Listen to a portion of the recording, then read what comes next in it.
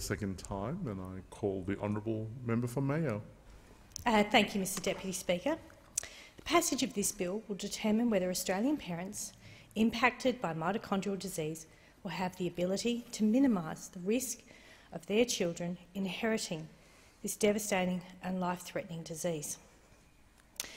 Firstly, I'd like to give a shout-out to all the volunteers involved in yesterday's mitochondrial disease fundraiser, the Bloody Long Walk.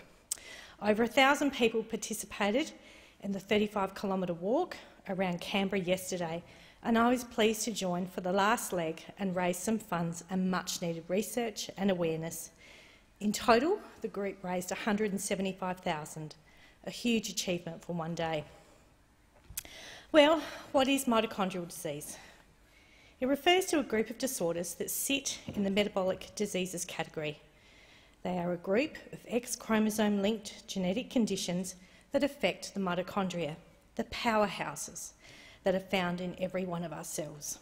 The mitochondria's main function is to produce energy that is greatly needed in high-energy demand organs such as the heart, muscles, brain, liver, kidneys. In layman's terms, when your mitochondria doesn't work, you cannot produce energy and you suffer organ dysfunction as a result. And this can mean loss of eyesight, brain dysfunction, strokes, epilepsy, organ failure, developmental delays. 1 in 200 carry the mitochondrial disease gene. There are approximately 350 variants of mitochondrial disease, and more variants continue to be found.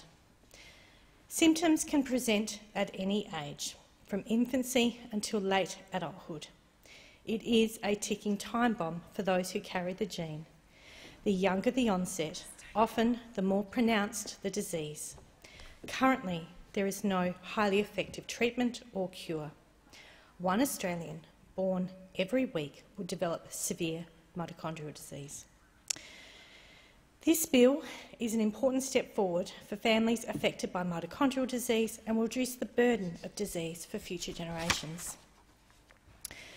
The bill has had extensive consultation, including the Senate Committee Inquiry into Maeve's Law, Bill 2021, the 2018 inquiry by the Committee into the Science of Mitochondrial Donation and other matters, subsequent consultation, and work led by the National Health and Medical Research Council, as well as the Department of Health consultation on the bill earlier this year.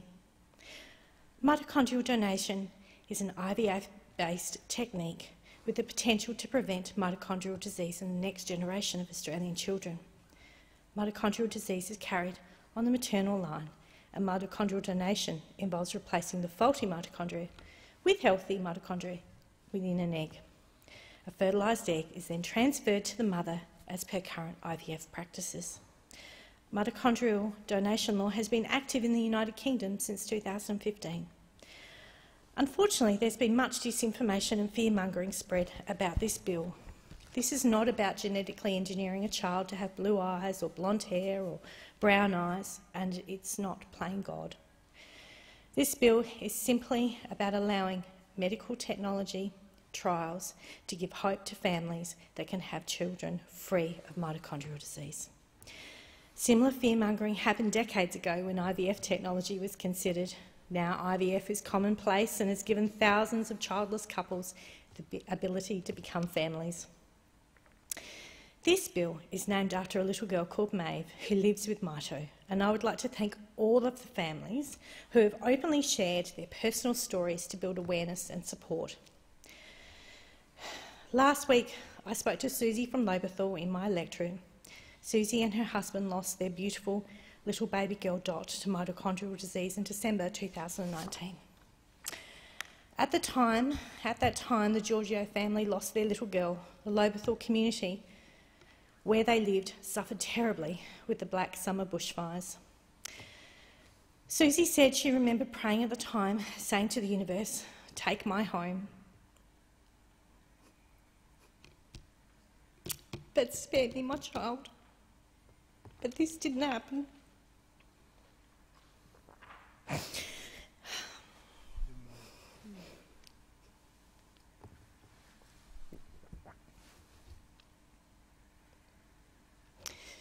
This bill cannot change the diagnosis for those born,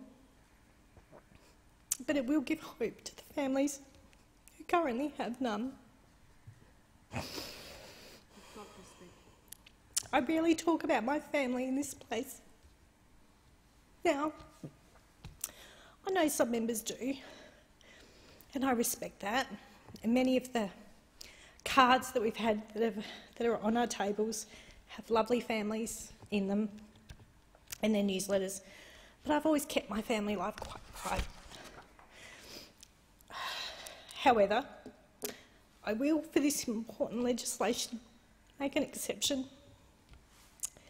And I've sought permission from my son and my grandson's mum to share our family story.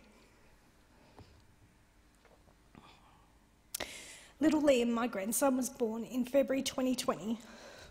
After a healthy full-term pregnancy, Liam was delivered by emergency section, not breathing. He was resuscitated and emergency transferred to the Women's and Children's Hospital. Traumatic birth for Liam, who then spent a long time in the neonatal ICU and then the special care unit. Most babies in the neonatal ICU are premature, some as big as your hand. Liam was 8 pounds, and yet the nursing director said to me, "He's the sickest baby on the ward." Hooked up to IV lines in every limb to stop him going into cardiac arrest. He was intubated and heavily sedated, and we were told he was on a knife edge and things could go either way. Life for Liam has been from that day a very difficult journey, but one that's been filled with love. On oxygen day and night for more than a year after his birth, it was a big step forward when Liam was able to not have oxygen in the daytime and only at night. Liam has, in his short little life, had countless hospital admissions, operations and procedures. We knew something was wrong. His little veins are so compromised that getting a blood sample or tapping a vein to conduct an MRI is such an ordeal. And I'd like to thank the numerous teams at the South Australian Women's and Children's Hospital that have helped keep my grandson alive. The feeding team, the neurological team, the renal team, the metabolic team, the list goes on. His file, when I last glanced at it, it's about 15 centimetres thick. They do extraordinary work at the hospital. Liam hasn't been able to reach the usual baby milestones, to roll over, to sit, to crawl, to talk, to walk. And this makes him so frustrated. He loves to play peekaboo and uses all his energy to slowly raise a hand over his eyes. Eating can be difficult. Every single action that your body makes uses a muscle, and so every movement and function is a challenge. In the end, DNA genetic testing revealed a diagnosis of phosphoglycerate kinase deficiency, PKD. It's incredibly rare, and it sits within the mitochondrial diseases umbrella. My grandson's muscles are wasting away. His organs are compromised. A tummy bug will send Liam to hospital for a week, suffering renal failure, as his CK levels reach 150,000 units per litre. A healthy adult has a CK range of between 26 and 200 units per litre. When this happens to Liam, he experiences severe muscle damage, and the damage to organs is immense. MRI now shows a thickening of the skull, and his brain has signs of white matter next to grey matter. That's brain atrophy, a bit like dementia for babies. Because of this genetic condition, Liam's mum has been told she should not have any more children. How do you say that to a young woman? This means Liam will never know the joy of having a little brother or sister. My heart hurts for Maeve and for Liam and for all the other children suffering. And my heart hurts for their parents. As a grandma, I feel like my pain's doubled.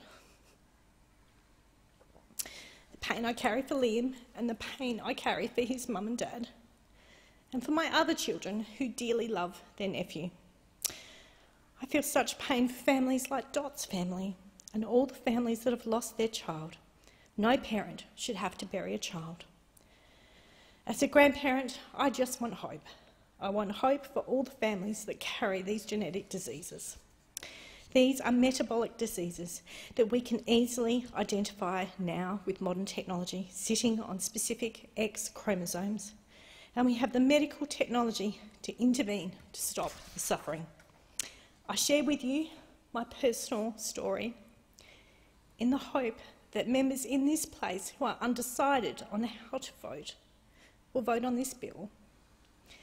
And I hope that I have given them a little more insight into the pain it causes, and hope that this one day will not occur.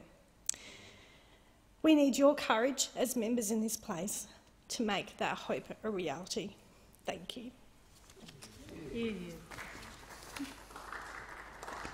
The question is,